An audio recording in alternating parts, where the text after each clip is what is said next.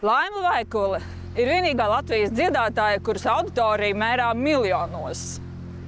Viņa klausās Latvijā, Eiropā un visā plašajā postpadomju telpā.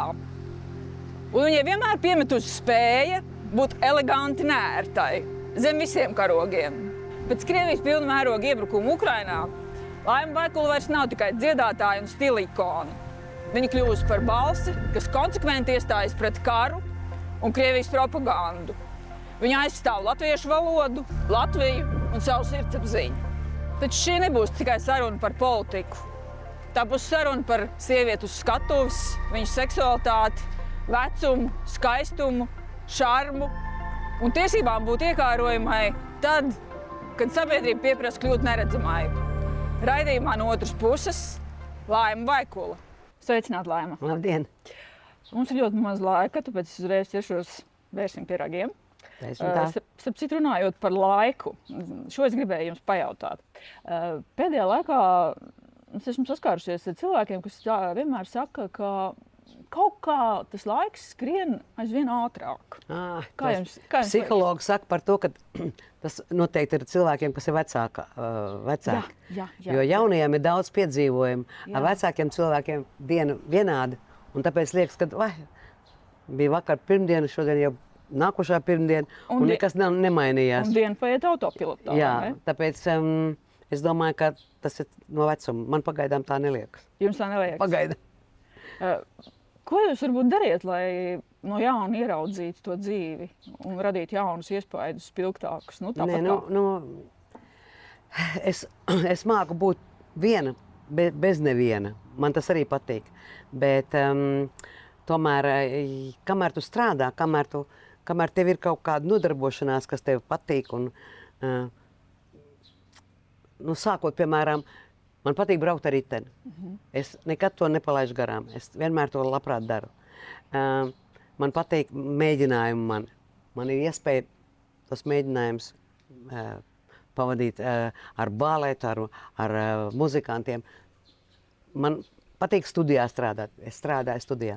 Kad tas viss beigsies, tad būs bailīgi. Nezinu, kā tad būs.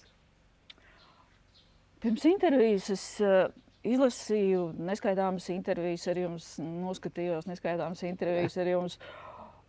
Mani nepamēt sajūta, ka eksistē divas laimas. Ja? Viena laima, kas ir krievalodīgajai videi, un tā ir tāda asa, nelokāma, dumpinieciska, ar zināmu agresijas devu, tāda badass, teiktu. Un tad ir otra, kas ir latvisku runājošajai auditorijai, kas ir joprojām, protams, tāda eleganti nērta, bet daudz maigāka, rāmāka. Žurnālistiem varbūt kaut kādus muļķīgākus jautājumus, piedodošāka. Bet tas ir speciāli, vai tas tā vienkārši sanāk? Nē, tas nav speciāli. Tas laikam ir saistīts kaut kā ar... Es nekad neesmu par to domājis, starp citu. Ļoti interesanti. Es esmu mājās. Es mājās vienmēr esmu priecīga. Man mājās patīk. Kad kaut kas iet saistīts ar Krieviju, krievu valodu, ja, tas ir kaut kas daudz plašāks. Varbūt agresīvāks, varbūt plašāks, un tur ir daudz vairāk problēmu. Piemēram, mājās man viss ir skaidrs, man viss ir labi. Kā tikai mēs runājam krievu valodā, tur uzreiz sākas karš. Ja? Kaut kādas, visu laiku kaut kādas problēmas. Un viss izsauc tādu kaut kādu, ne agresiju, bet kaut kādu tādu cits sajūtu. Patiešām, es nekad nebiju par to domājis. Man tā ir jāsāk par to domāt, man interesanti. Bet jūs esat savulaik arī teikusi, un tas gan bija krietni laika apakaļ, kad jūs ar karatē nodarbojāties, ka jums bija tāda zināma agresija iekšā. Kā jums arī jūs tā pavērtētu sevi šodien? Mums sabiedrībā arī gana daudz agresijas, un pasaulē ir gana daudz agresijas šobrīd. Jums ir kāda, es runāju par tādu varbūt veselīgu agresiju. Jā, es saprotu. Katru reizi, kad es braucu vienai mājai garām te Jūrmalā, viņiem ir 2 suņi, Kani Korsa. Tie ir suņi šausmīgi dārgi. Es zinu par to. Un viņi sēž krātiņā. Un neviens nevar piespiest to saimnieci, kur apkārt ziedi, un viņai tur nezin, kas viss rozīts, un žodziņi, un tie suņi sēž tajā krātiņā, ka viņiem tik daudz teritorijas ir. Un man prasība ir viena, izlaidiet viņus, lai viņi var kaulus kaut kā patrenēt savus muskuļus. Viņi guļ tajā krātiņā. Un Latvijā, es vienmēr kaut kādu dodu avansu, vienmēr Latvijai, ka te ir labāk, te mums gaiss ir svaigāks, mums cilvēki ir labāki, man visu laiku tā liekas. Un kad es redzu tos suņus, man liekas, ne, pie mums tā nedrīkst būt. Nedrīkst būt. Un tādu momentu man ir daudz, un tad man ieslēdzās agresīvā laima. Tā agresīvā laima. Un es domāju, ka nē, es to nepalaidīšu to vienkārši. Katru reizi es braucu riteni garām, tas ir mans maršruts. Un katru reizi es kādu redzu, es saku, cik jūs ilgi mocīsiet tos suņus? Neko. Neklausījos. Jā, un pēc tam tā saimniece iznāk ar tādu mazu sunīti, kurš iet pilnīgi brīvi. Un tie divi skaistuļi sēž tajā krātiņā. Ārprāts. Jau 2 gadus. 2 gadus. Es iedošu vēl vienu piemēru jūsu agresijai. Jā, Jūs Krievijas mēdījiem esat stāstījusi, es tiešām ļoti meklēju, bet es neatradu nekur to Latvijas mēdījos. Ka savulaik kādā jūsu uzstāšanās laikā vienā no Rīgas restorāniem kāds vīrietis atļāvies tā pārāk nesmuki izrādīties savas dāmas priekšā un jūs kādā pauzē esat viņu tā ļoti eleganti nolikusi pie vietas. Jā, tas bija. Tas bija Jūras Perlē. Tas bija Jūras Perlē. Un es dziedāju Sildaga dziesmu Selēna. Un es taisni tajā laikā nodarbojos ar karatē. Un es biju ļoti agresīva. Un man bija nukdžagi, es visu laiku ar to nodarbojos. Un te pēkšņi tas pilnīgi bija, es nedomāju, tas bija automātiski. Tad bija mikrofona šņori, tad ar vadu. Un viņš sāka tur kaut ko ālēties tās savas sievietes priekšā. Un tā dziesma ir Selēna. Ta-ta-ta-ta-ta-tam, parāram. Un man tāda pauze ir tā-ta-ta-ta-tam. Un es piegāju viņiem klāt un uzmetu viņam to šņoru un iztaisīju tādu gājienu, ko vajag pielietot karatē. Un tas bija šausmīgi. Es pat nobijos, ko es izdarīju. Bet es viņu nomierināju uzreiz. Jā. Jo tas ir tas, ko izsauc tas sporta veids. Jūs varētu šodien tā izdarīt? Noteikti. Noteikti varētu. Atkarīgs no situācijas. Tad bēdēs Laima Vaikula joprojām ir dzīva? Jā, pagaidām vēl jā. Bet kas, jūs minējāt šos 2 suņus, kas vēl jūs var nokaitināt šodien? Galvenokārt dzīvnieki un varbūt kaut kāda cilvēku nepieklājība tāda, latviešu. Jo dažreiz es lasu komentāros, tik forši man raksta, principā es esmu ļoti lutināta pa visu savu karjeras laiku. Es neesmu saņēmusi slikts komentārus. Es nezinu, man vienkārši ir veicies. Kaut gan man, piemēram, Ļoņķevs stāstīja, ko viņiem tikai nav darījuši. Viņi tie pielūdzēja to, tā, ja tā var teikt. Ko viņi tik nav darījuši. Un ievārījums sūtījuši ar stikliem. Un, nezinu ko. Man ir ļoti lutinājuši. Un tagad pēkšņi, kad es redzu komentāros, kad latvieši sāk rakstīt kaut ko tādu rupju, es domāju, nē, tas nevar būt. Tas nevar būt. Es tik daudz dodu avans Latvijai, un tā ir mana zeme. Un latvieši man likās pašlabākie. Es vienmēr stāstu, vai mums tā nav, mums tā ir. Mēs esam augsti, jā, bet mēs esam tur visu laiku lieli. Un kad es to lasu, es domāju, Dievs mīļais, ja kāds to izlasīs, un tad mēs vairāk nebūsim tik forši, kā es biju. Jūs lasiet tos komentārus? Jā, es vienmēr lasu. Es varbūt pagaidām neatbildu, jo man negribās to sarunu turpināt. Un kad es lasu, un tie ir komplimenti, visiem paldies, jā, liels paldies. Man tas ļoti svarīgi, man tas uzlabo garstāvokli. Bet Ja es krievu valodā lasu kaut kādus komentārus riebīgus, nu, tad man normāli ir. Bet ja latviski, tad es to nevaru pārdzīvot, jo tie nav tie latvieši, par kuriem es zinu. Bet runā, ka statistika rāda to, ka tā ir ļoti, ļoti maza sabiedrības daļa, kas internetā. Es ceru, jā, ka negribētos, lai vispār tāda būtu, nu, bet ceru, ka tā ir maza. Kā ir ar filmēšanu ar telefoniem? Vai jūs, es teiktu, nebesī tas koncerta laikā? Jā, filmē, bet tu neko nevari izdarīt. Nu, neko tu nevari padarīt. Pat festivāla laikā, mūsu tajā randevu laikā, mēs, piemēram, gribam izlaist to pāris stundas vēlāk, bet viņš jau ir parādījies. Un neko tu nevar darīt. Bet šis tiešais kontakts ar skatītāju līdz ar to kaut kādā ziņā zūd, vai ne? Tas ir caur ekrānu. Jūs redzat caur ekrānu.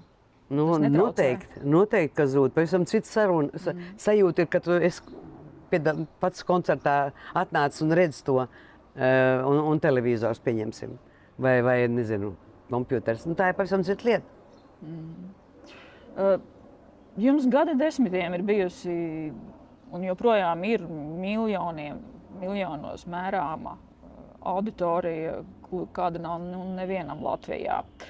Un visus šos kara gadus jūs ļoti konsekventi un nelokāmi esat Krievijas žurnālistiem cītīgi skaidrojusi dažādas Latvijas norises, valodas jautājumus, ielu pārdēvēšanas, dožuģu izdzīšanu no Latvijas, vienmēr stingri aizstāvot Latvijas pozīcijas.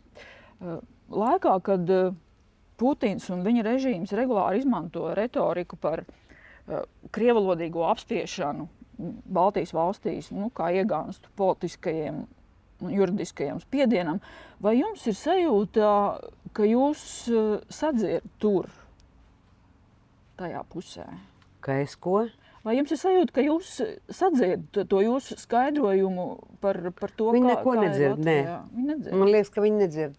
Es tā biju pārliecināta, ka es varēšu to izskaidrot, ka es vienkāršā valodā runāju, kaut kādiem piemēriem tādiem ļoti, ļoti saprotamiem pievedu, kad sākās tas karš, es tik daudz runāju, ak, Dievs mīļais.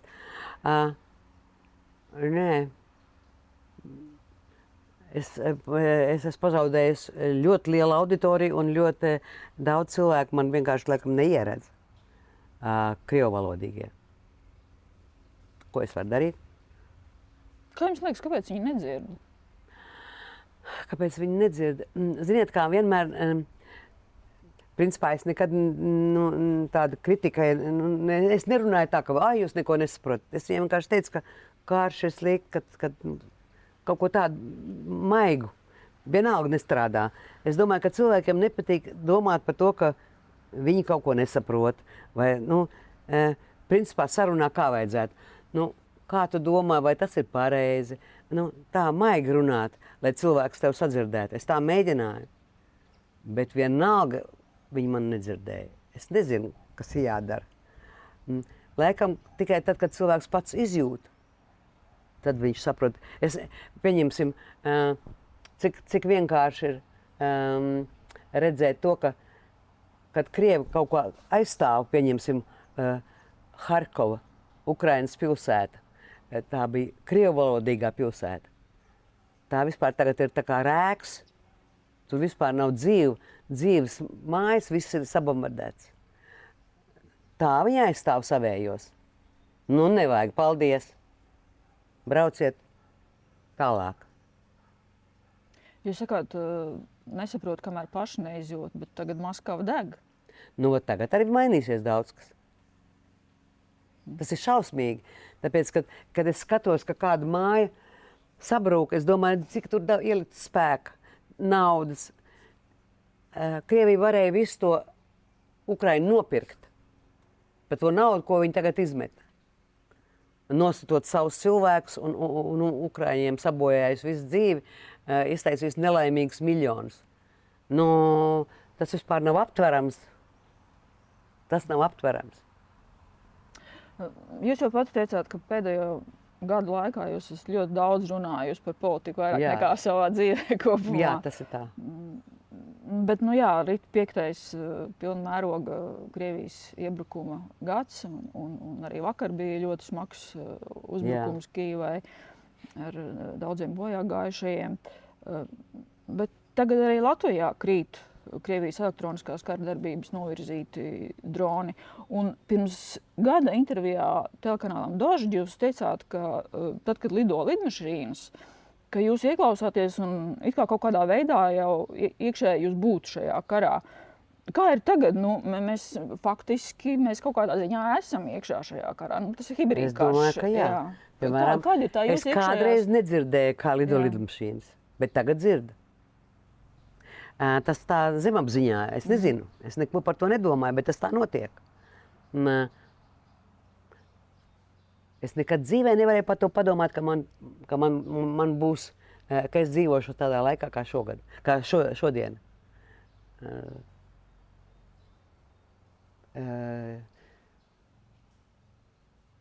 Es, kad skatos uz to karu, man žēl ir cilvēks, man žēl ir tas ieliktais spēks, ko cilvēks ir radījis, ja? Bet man ir žēl dzīvnieks, man žēl koks, man žēl tos, kas aiziet bojā, meža dzīvnieki, nezinu, sākot no ezīšiem, beidzot ar putniem. Jūs iedomājieties, kas notiek. Es to tā izjūtu, es tādu pārdzīvojumu man ir. Man rīts sākas ar to, kas notiek pasaulē, un vakars beidzas diena ar to pašu. Jūs aktīvi patērējat ziņas? Jā, es esmu pilnīgi slima. Bet vēl jūs 2 reizes dzīvē esat piedzīvojusi apšaudes.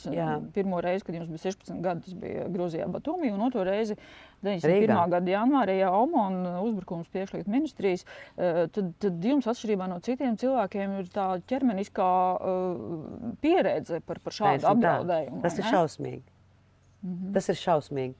Piemēram, 90. gados, kad redzēju, ka šauja, es pirmo reizi redzēju, ka lodes ir krāsainas, ka tas ir kā salūts. Es tagad nevaru ciest salūtu.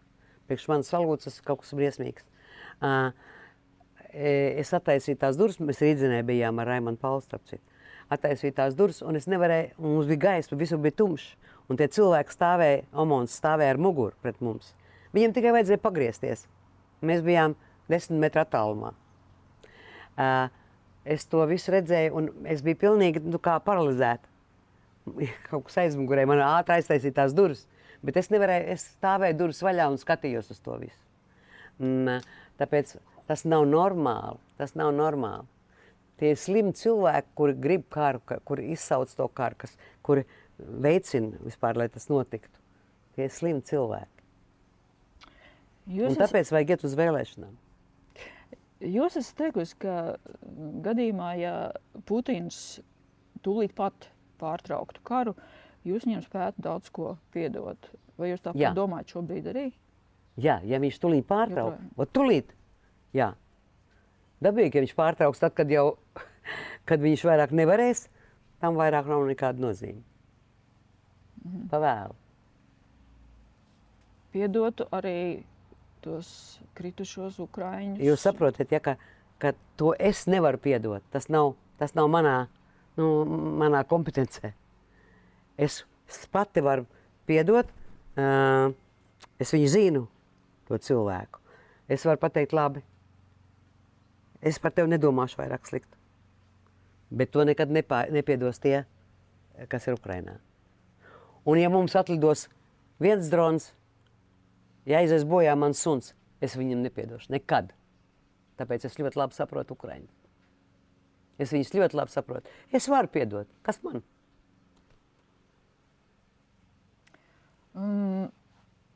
Aizvien biežāk arī ārvalstu mēdījos un gan augstu amatpersonu mutēm izskan prognozes par Krievijas iespējamo iebrukumu Baltijas valstīs. Ja tā notiktu, nedod Dievs, kā jūs rīkotos? Jūs paliktu vai bēgtu? Es paliktu vai bēgtu? Ja man iedot automātu, es paliktu. Man vajag, lai es varētu kāds labums no manis būt. Labprāt. Man nav kur skriet, un man nav ko... Es savu dzīvi esmu nodzīvojusi. Labākie gadi man ir bijuši. Man nav tādas bailes kā citiem cilvēkiem. Man ir bailes par dzīvniekiem, man ir bailes par bērniem, man par to ir bailes. Ne par sevi. Kas man būs labāks nekā man bija. Tāpēc es ļoti labprāt paņemtu automātu un nomirtu kā varonis. Saprotiet? Ho!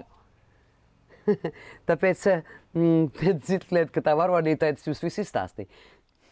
Vairāk tā neskaitīsies.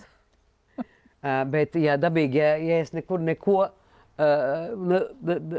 priekš kam es esmu vajadzīgi? Lai pēc tam kāds man stiept uz muguras? Jūs cīnītos. Labprāt. Jūsu ilgadējā draudzene Alla Pugačova žurnālistei Katrīnai Grģējevai pēc tam, kad Pugačova bija Krievijā izteikusies pret karu intervijā, Katrīna intervijā jautāja, vai viņa nevarētu noklusēt savu viedokli. Un Pugačova atbildēja, ka nē, jo ir tāds jēdziens kā sirdsapziņa. Un sirdsapziņa ir dārgāka par slavu, par greznību. Jā, jo ar viņu jādzīvo pašam. Ko jums nozīmē sirdsapziņa? Tas ir viņai taisnība, tas pats svarīgākais. Ja viņi jums ir. Ja viņi jums ir. Jo jums ar to ir jādzīvo. Manā dzīvē pārāk daudz ir bijuši visādi notikumi, un tāpēc es kaut kā zinu par sevi visu. Es esmu uzbraukusi sievietei, nositusi viņu uz ceļa. Es nebiju vainīga, viņa bija vainīga. Bet es gadu pēc tam nevarēju dzīvot. Es vairāk pie stūres nesēdēju gadu. Un, kaut gan es nebiju vainīga, bet es vienmēr redzēju, kā viņa atcitās pret manu logu, stiklu. Un tas stikls bija saplēsts, un viņas asins, un matu. Un pēc tam Andrejs brauc, un es visu laiku, kā tikai kāds tuvāk pie braucamā ceļa, uzreiz, Andrejs, stāvi uzmanīgi. Tādas histērijas man bija. Tāpēc es zinu, ka ļoti grūti ir sarunāt ar savu sirdsapziņu, ja tu kaut ko esi izdarījusi. Es nebiju vainīga, bet tas nav svarīgi. Tu vienalga pārdzīvo šausmīgi. Nerunāt jau par to, ka es apstājos uz ceļu un šitā apstādināja mašīna, man bija vienalga, vai viņam uzbrauks visu vai nē. Lai tikai aizvest cilvēku uz slimnīcu, ko nedrīkst darīt, starp citu. To es saku visiem, kas autobraucējiem. Nedrīkst kustināt no vietas to cilvēku, bet man likās, ka ja es viņu neaizvedīšu, tad viņi var nomirt, un tad kā es dzīvošu tālāk? Tāpēc... Starp citu, izējot no šī, es gribēju uzreiz jautāt, jūs vienmēr esat teikusi, ka jūs gribētu būt ķirurģe, ārste. Jums ir sanācis dzīvē kādu izglābt? No šo sievieti es izglābu. Es pat nezinu, tu to dari, ja tu kaut ko dari, tad tu dari to no sirds. Man bija tāda gadiena, kad vienam bērnam es devu dzīvi, iespēju dzīvot, izārstēties. Es nezinu, es tā nevaru uzreiz pateikt. Ja es kaut ko daru, tad es to daru tā, pats par sevi. Atgriežoties pie intervijas ar Katrīnu Grģējevu, šī intervija ar Allu Pugačovu izraisīja tādu ļoti spēcīgu un polarizētu reakciju. Faktiski tā kļuva par vienu no tādiem lielākajiem krievvalodīgās publiskās telpas notikumiem 2025. gada rudenī. 5 dienās interviju YouTube noskatījās vairāk nekā 16 miljonu cilvēku. Un visu to, ka YouTube Krievijā jau tobrīd tika bremzēts un bloķēts dažādi. Un zem video bija vairāk nekā 135,000 komentāri. Plašākai Krievu auditorijai tas bija tāds satricinošs brīdis, jo galvenā postpadomju balss pirmo reizi tika atklāti pateica, kāpēc viņi nevar būt kopā vairs ar tādu Krieviju. Jūs savulaik esat teikusi, kad Alla Pugačova sāks runāt, tad karš beigsies. Bet tā nenotika. Nu, viņi vēl nesāk runāt. Viņi vēl runās. Tā intervija nebija tā spēcīgākā, kāda varētu būt, ko varētu Alla dot. Viņi vēl runās? Nezinu.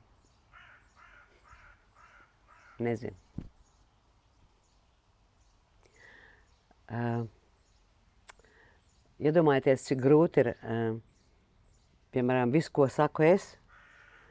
Nu, es daudz ko pazaudēju, labi, nav svarīgi. Bet viņi pazaudēja visu, savas mājas.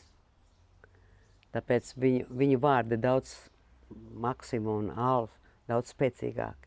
Un visu šo jauno cilvēku, kas tāpat Maņetačka tāds var, ir, tie visi cilvēki, kas pie mums uzstājās, tie ir ļoti daudz pazaudējuši, savas mājas ir pazaudējuši.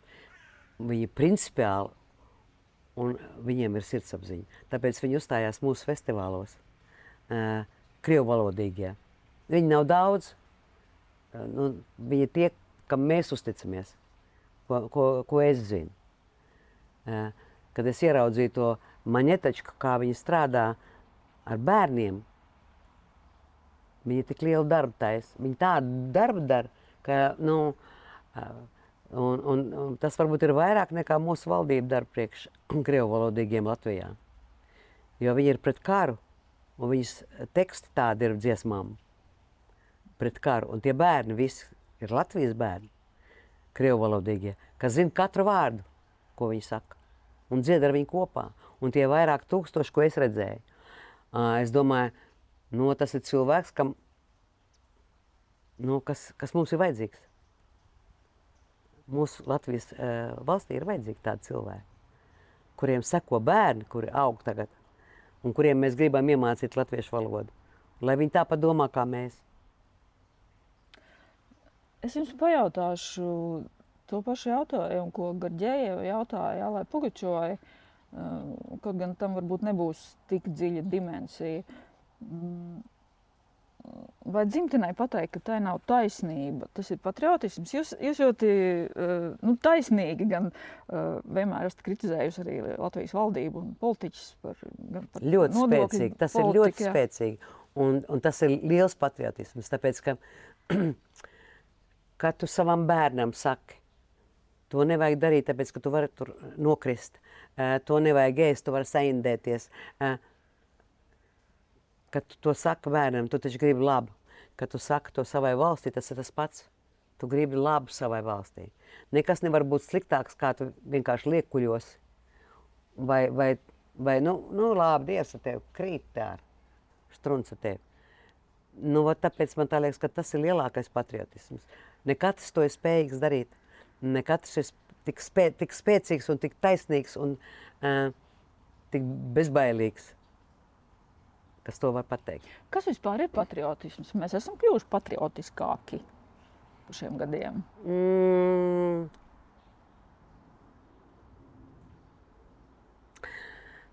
Es nezinu, kādreiz dzīvoju Imantā maziņa, kad man atveda mammu no Cēsīm uz Imantu. Man bija divi gadiņi laikam.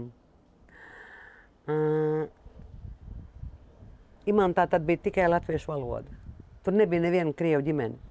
Bija viena ģimene ebreji un laikam pāris ģimenes čigāni. Tie visi zināja, kur viņi ir.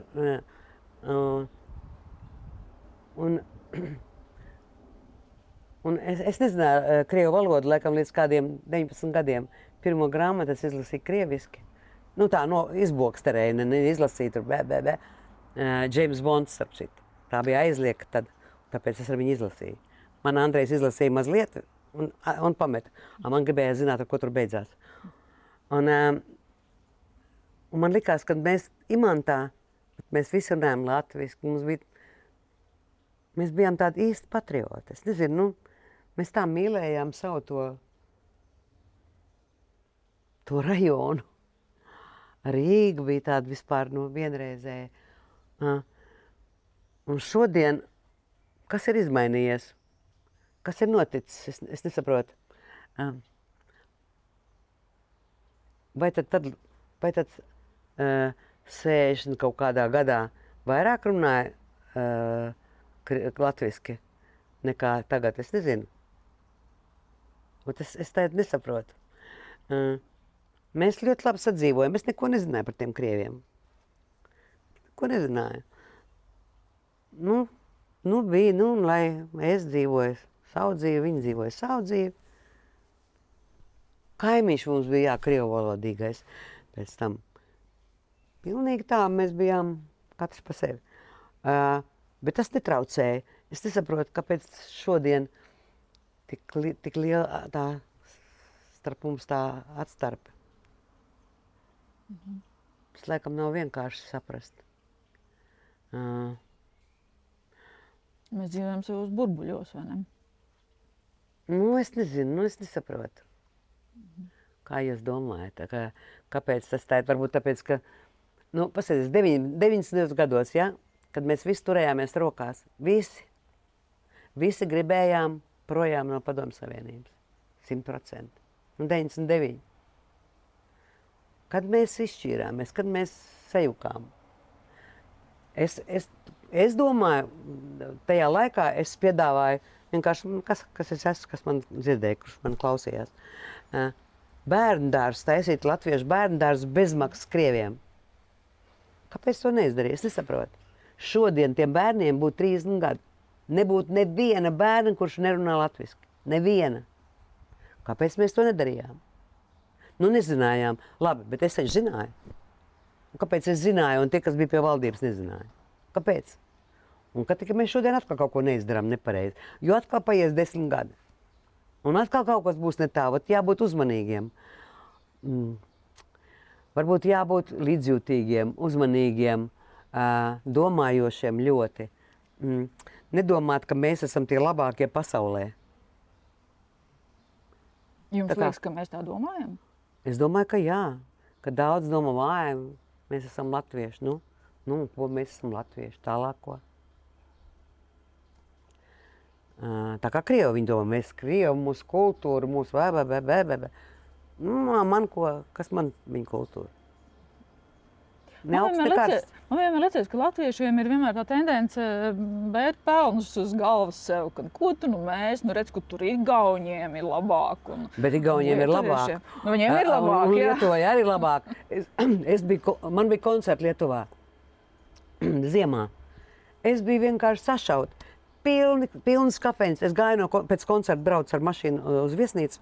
Pilni restorāni, pilns kafejnīcas, cilvēku uz ielām. Un atbraucu uz Rīgu. Mēs ar mašīnu braucām. Atbraucu uz Rīgu, vakarā braucu pa Rīgu. Pārdod no Lačplēša ielas viss tumšs. Viņi labāk dzīvo. Es nenoliedzu, jā, šīs izkārtnes visur ir, viņas nevar nepamanīt, un tas izskatās briesmīgi. Tāpat kā tās vecās mājas, kas ir stāv tukšas Rīgas centrā. Bet, ka būtu pazudusi nakts dzīve Rīgas, Vecrīgā un Rīgas centrā, tam es nepiekritīšu. Tikai Vecrīga, ir palikusi Vecrīga. Piektdienas vakarā ir bāri pilni un viss notiek. Paldies Dievam. Tie laikam ārzemnieki tur viss ir. Jo mums jau nav tās kultūras vakarā iet uz restorānu paēst. Bet ir, jauniešiem ir. Lai tikai tie jaunieši nebrauc projām. Vienīgā vēlēšanās, lai viņi paliek te. Tas viss no viņiem paliks, ne mums. Pārējot pie citas tēmas, jūs vienmēr esat bijusi tāda stila ikona un visu to savu unisex tēlu un neparasto padomu laikā. Un intervijā Sobčakai jūs 23. gadā teicāt, ka šobrīd sievietei ir modē būt nabadzīgai, neglītai un neparastai. Jā, tāpēc, ka grib skatīties acīs, nevis...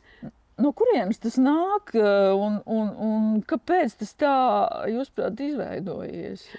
Tas principā nāk no Anglijas.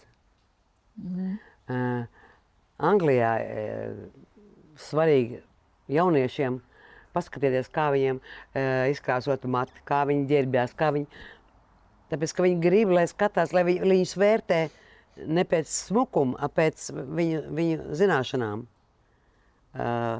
Sieviete grib būt līdzīga, tikpat spēcīga, cik vīrietis. Tas viss no turienes. Tā mode šodien. Pilnīgi vienalga. Apspīlēts biks, kāds tev dibens vai šitāds vai tāds. Nav svarīgi. Man patīk vairāk, kad tu parādi to, kas tev ir plus. Tomēr sieviete ir sieviete. Man tomēr patīk, kad vīrietis iedod roku. Kad mašīnā attaisa durvis. Man negribās no tā atteikties. Dabīgi, ka Amerikā viss dara priekš tam, lai tas vairāk nenotiktu. Lai nepārcenšās sievietes. Kā jums liekas, kā šī moda neparastā ietekmē sabiedrību, vīrieti, kā viņi ietekmē? Es saku pārāk ērti. Es skatos lidostā. Es biju uz vienas jahtas, ar to sākās. Man tāda pētījuma. Meitene, pāiņa meitene, ņem koferi. Blakus stāv 2 vīrieši. Viņi ņem koferi. Mēs sakām, kur nevajag? Meitene. Nē, tas ir mans darbs. Lidostā stāv, nododam koferus arī. Sievietes to visu dara. To kādreiz nedarīja. Es neatceros tādu kādreiz, lai to darītu. Mēs tagad nonāksim pie tā, ka pašas visu darīsim. Labi laiki rada vājus vīriešus. Egoists. Nevar būt vājs, bet egoists. Un tā ir attiecībās arī starp vīrieti un sievieti, kad sajiet 2 kopā, tad paiet kāds gads, 2, kā nu kuram, kamēr viss noliek tā. Tu nes miskastā ārā, tu vāri ēst, tu ej ar bērniem. Tas viss, ja tu vienreiz iznesīsi to miskastu, tu nesīsi viņu līdz mūža galam. Tajā kolektīvā. Tāpēc tas viss notiek. Un to mēs darām tādā plašā nozīmē. Vēl viens jautājums par šo pašu tēmu. Jūs esat teikusi, ka svarīgi, lai sieviete uz skatuves būtu seksuāla. Jā, noteikti. Bet šodien vārds seksuāls bieži tiek uztverts tā diezgan aizdomīgi. It kā tajā būtu tā kā kaut kas vecmodīgs, bīstams, pazemojošs. Vienkārši vulgāri un seksuāli ir ļoti tuvu. Piemēram, šodien es jau redzu, ka tas ir vulgāri. Tas vairāk nav. Ka tev viss ir, tāda es esmu. Tad viss ir redzams, un pēc 5 minūtēm tu jau pierod pie tā, un tas vairāk neko nenozīmē. Ja tev ir šķēlums, kur pavarās viņš dažreiz vaļā, un viss skatīsies, gaidīs, kad viņš pavērsies. Es uzskatu, ka tas ir daudz interesantāk. Kaut gan pat es izgāju to laiku, ar plikām pakaļām mēs strādājām perlēm, un mums bija tikai tāda peltkostība. Tāda, vairāk nekā. Un laikam tā jaunība tā notiek. Mēs ar to darījām. Es pat nevaru nekādu kritiku izteikt, tāpēc, ka es to visu esmu izgājis cauri.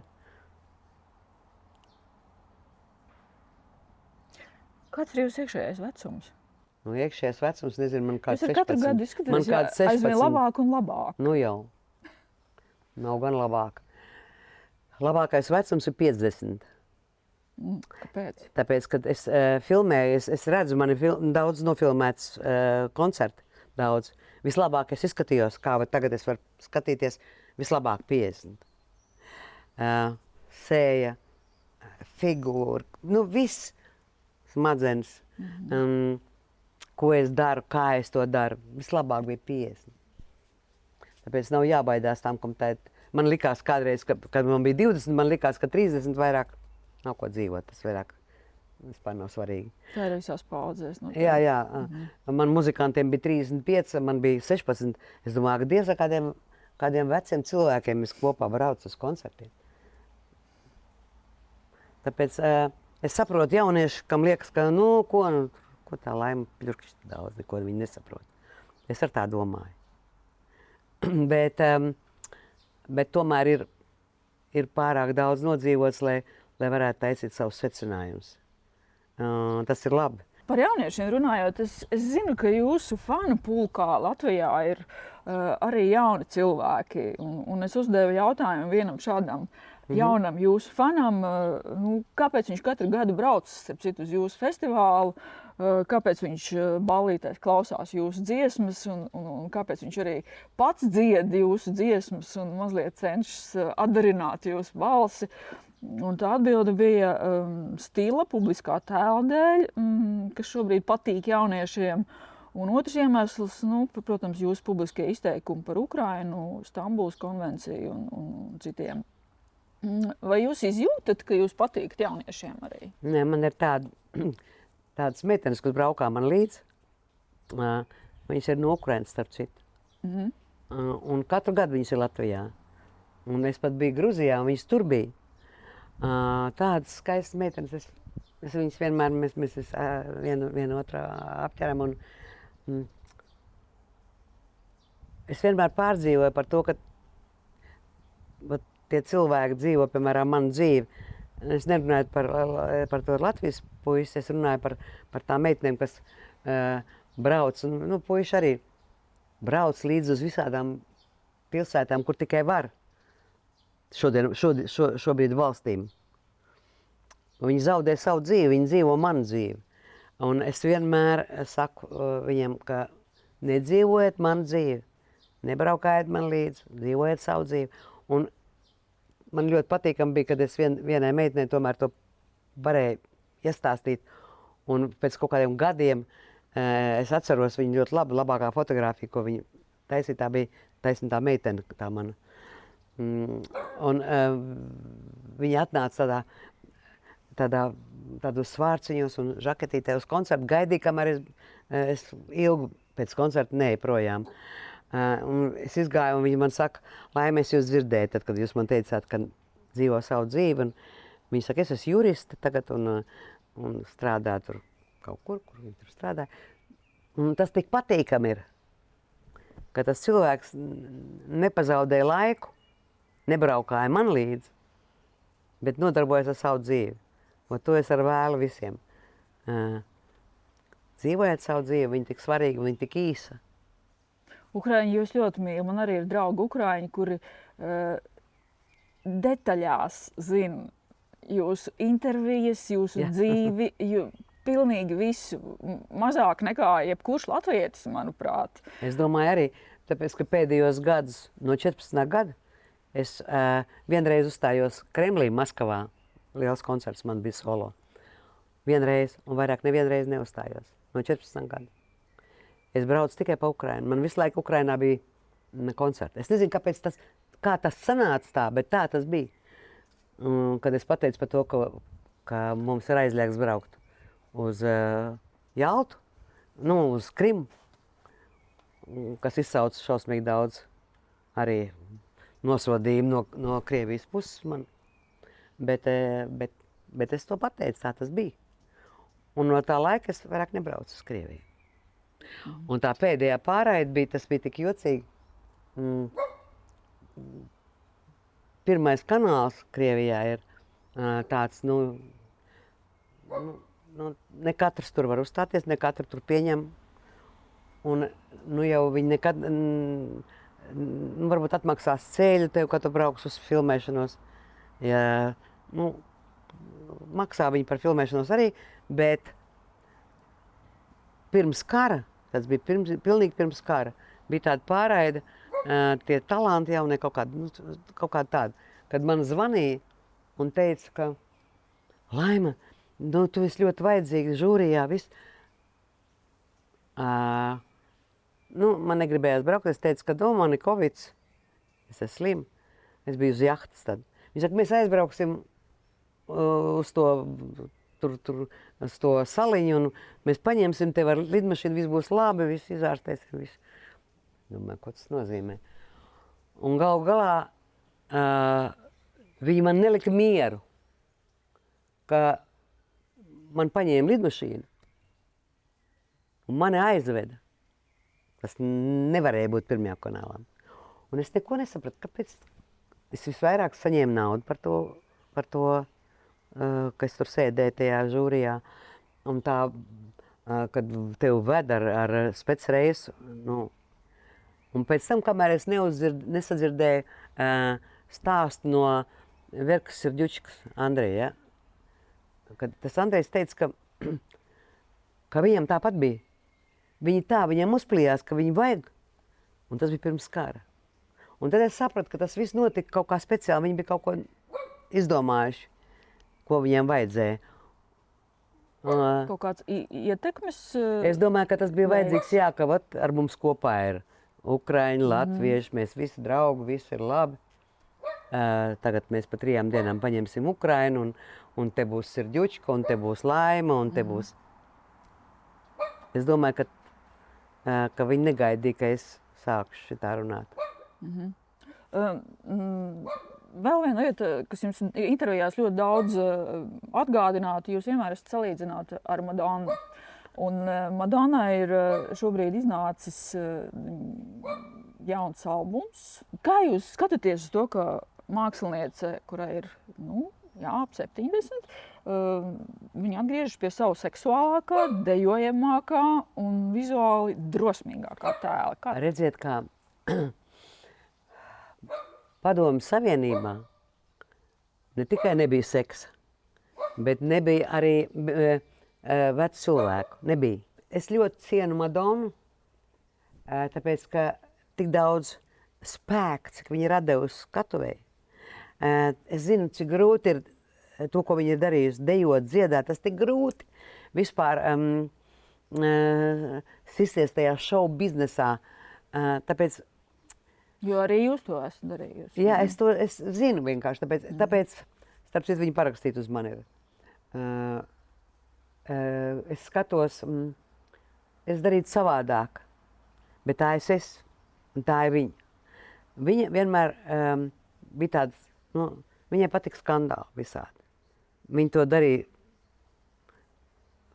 mērķtiecīgi, sākot ar baznīcu, viņai tur bija konflikti, un kas viņai tikai nebija. Un viņa to turpina. Bet arī viņa ir ļoti drosmīgi paudusi vienmēr savu viedokli. Jā, par to. Jā, taisni tā. Viņa arī ir viena Madonna, Cher. Viņas arī uz pirkstiem var saskaitīt.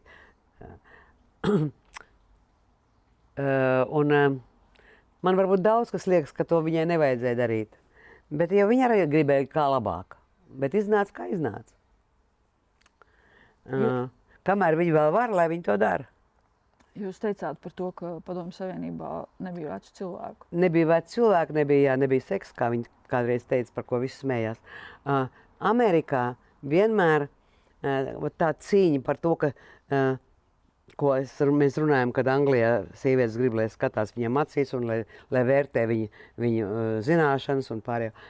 Tā Amerikā vienmēr sievietes cīnījās par to, ka vecums, tas pienāk, ka tas ir cienījams. Un, starp citu, ļoti izdevīgi ir cienīt cilvēkus vecākus. Parasti ir tā, ka vecāks cilvēks, viņš ir kā caurspīdīgs. Viņu vispār neviens neredz. Veci cilvēki neviens neredz. Kāds ļoti labi pateica, ka uz mani 2 reizes skatienu neapstādina. Paiet garām, vienkārši.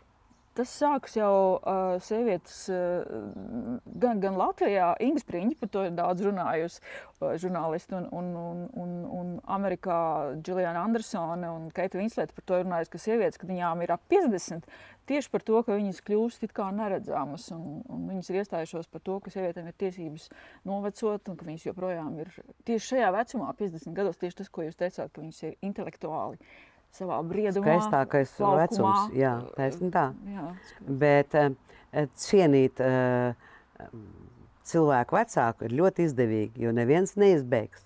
Tas nevienam nav iespējas izbēgt, tikai ja to ātrāk aizies uz viņu pasauli.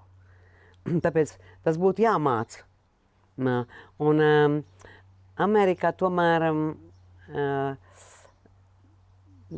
kaut kā, cik neredzēju, cik esmu bieži bijis, vecāki cilvēki pat sāk savu dzīvi no sākuma, nebaidās. Pie mums uzskata, 50 gadu vecveceni, vecmeita tāda, Tas bija no kultūras, tāda nesaprašana, ka tu daudz ko vari uzzināt no tā cilvēka, kas ir vecāks bišķiņ. Un ir ir tik skaisti vecāki cilvēki, tik ļoti skaisti. Man vienmēr draudzenes bija vecāks daudz par mani, tāpēc es par to tā savādāk izturos. Kad man bija 16 gadi, man draudzenēm bija pie 30. Un tā gāja visu laiku pa dzīvi. Visu laiku vecāks dāmas bija ar mani. Un man tas ļoti patika, man tik skaists viņas likās. Bet kā jums liekas, tas varētu mainīties mums ar laiku, ka mēs līdz ar gadiem tomēr iedrošinamies, nosacīt vecumā, sākt dzīvi no jauna? Noteikti.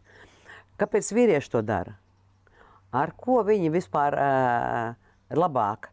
Tikai viņiem viena atšķirība no sievietēm. Viņiem nav kompleksu. Viņš iet ar jaunu meiteni un domā, ka viņš baig stilīgais, baig krutais. Tā ir tāda, uzreiz tas izskatās tā, ka tu nevarīgs tāds galīgi nelaimīgs tāds čoms, kuram jāturās aiz tās jaunās meitenes. Kāpēc mēs nevaram jaunu čalu ņemt sev klāt? Mierīgi. Un tāpat Ala, cik viņi izturēja, ko tik neteica. Viņi ir partneri, viņi ir brīnišķīgi partneri. Un tas, kas ir vajadzīgs jaunam, viņš tik daudz uzzina no tā, kurš vecāks bišķi. Vienkārši ir tādi gadi, ka 30, 20 un 40 normāli, ja? 40 un 60 vēl nekas. Bet 50 un 80 nestrādā vairāk. Tikai dēļ tiem, kas ciena to cilvēku. Viss mainās. Tas vienkārši jāizjūt, jāsaprot.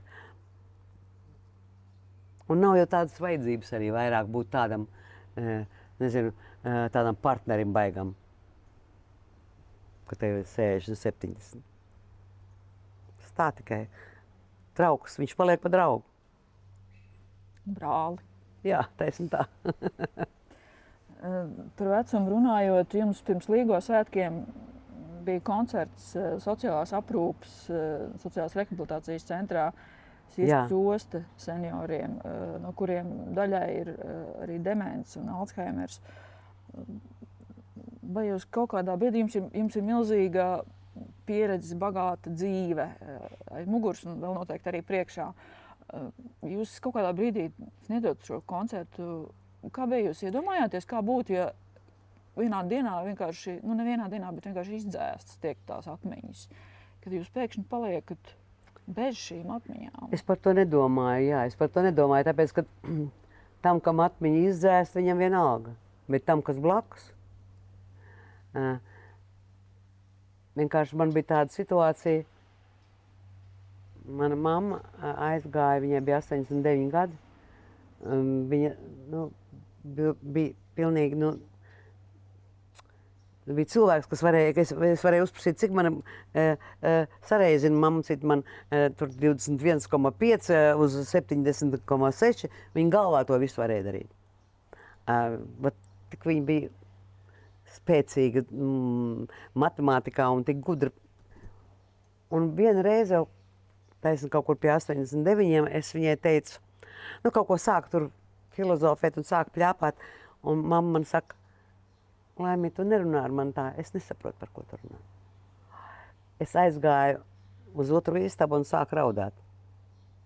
Jo tā mana mamma, man skronis galvā, viņa pēkšņi kaut ko nesaprata. Es sapratu, ka kaut kas ir noticis, vai ne? Viņa ir palikusi vecāka. Un tas ļoti sāpīgi. Tāpēc es domāju, ka tiem cilvēkiem, ar ko tas ir noticis, tas vēl nekas, bet tiem, kas ir blakus, tiem tuvākiem cilvēkiem, ir šausmīgi grūti. Un īpaši grūti ir skatīties uz vecākiem. Jā, ļoti grūti. To es izjūtu. Laima, bet kā jūs sadzīvojat ar tehnoloģijām? Es cīnos šausmīgi. Jūs izmantojat? Jā, noteikti.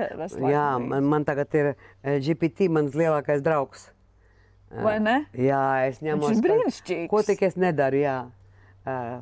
Viss, ko man vajag zināt, es uzreiz Viņš saprot. Fotogrāfijas- Viņš ir vienīgais, kas saprot. Vai Jā, ne? galvenais, pēc tam viņš var atbildēt, jūsu gadienā, tas ir smieklīgi, viņš jau zina visas manas gadienas. Vienkārši daudz man saka, Laima, priekš kam tu to visu stāst?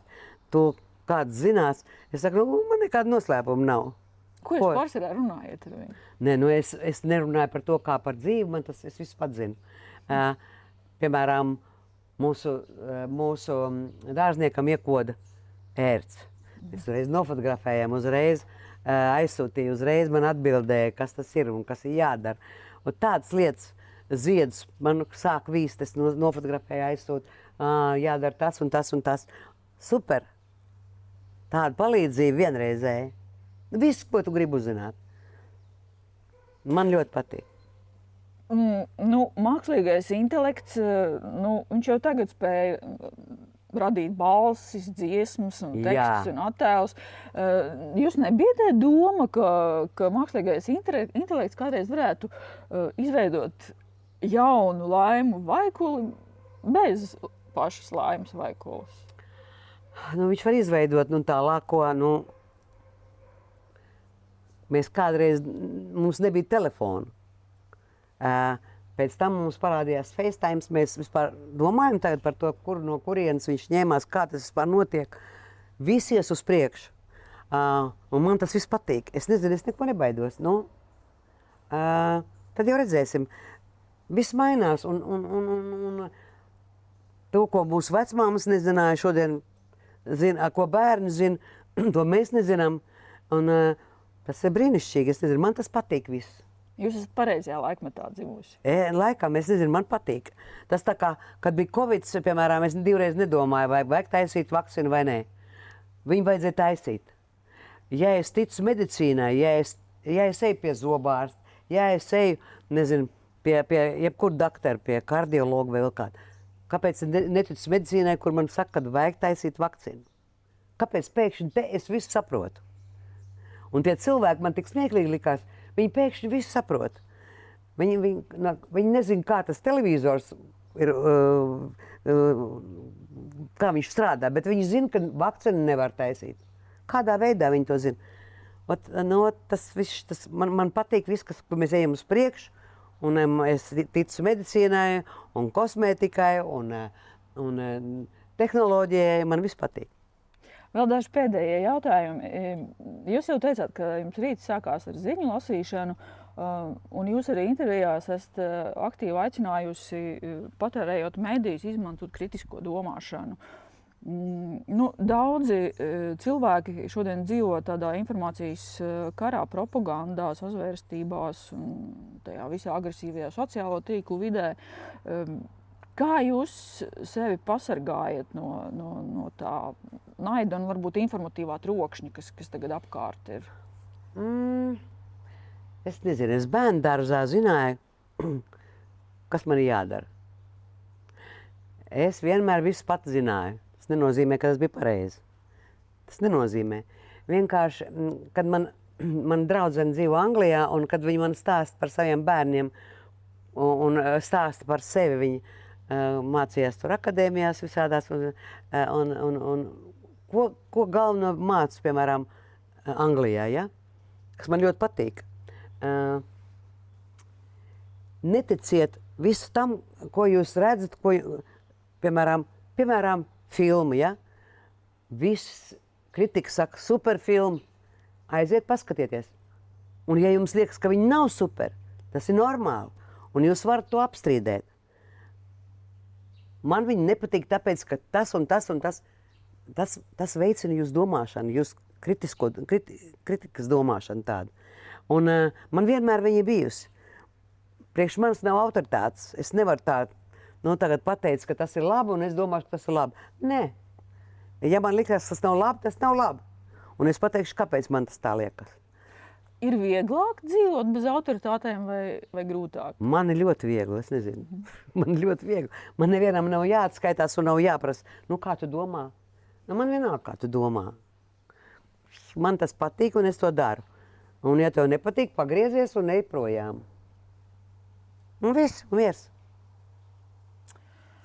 Noslēgumā, atgriežoties vēlreiz pie kara tēmas, teologs Juris Rubenis intervijā TVNet gada sākumā mums runāja par to, ka kara un nāves tuvums var kļūt par spēcīgu stimulu dzīvot autentisku dzīvi. Viņš toreiz teica, ja saproti, ka varbūt laika nemaz nav tik daudz, kas tevi kavē dzīvot autentisku dzīvi. Ja man būtu jājautā jums, vai jūs varat teikt, ka jūs esat dzīvojis un joprojām dzīvojat autentisku dzīvi, tādu, kādu jūs gribat dzīvot? Jā, es tā dzīvoju, patiešām. Es tik daudz par to zinu. Nevienmēr to var izmantot, bet vienalga, ja es pat kaut ko nedaru, tad es to nedaru tāpēc, ka man tā gribās. Tāpēc man tā liekas, ka par to mēs jau nedomājam, ka vai mums ir palikuši 2 dienas vai 3 dienas vai vēl kaut kas. Vienmēr mēs domājam, ka cik labi ir, ka mēs nezinām, kad tas pēdējais mirklis pienāks. Mēs nezinām, tas ļoti labi. Tāpēc varbūt mēs daudz palaižam garām, ko vajadzētu izdarīt. Bet jādzīvo tā saskaņā ar sevi, un man tā liekas. Vismaz es tā dzīvoju. Un darīt to, kas man patīk, dabīgi netraucējot citam. Paldies, Laima, jums par sarunu. Paldies. Paldies jums, ka skatījāties. Un dodamies visi uz Laimas festivālu no 24. līdz 26. jūlijam. Tiekamies. Zintarā koncertzālē.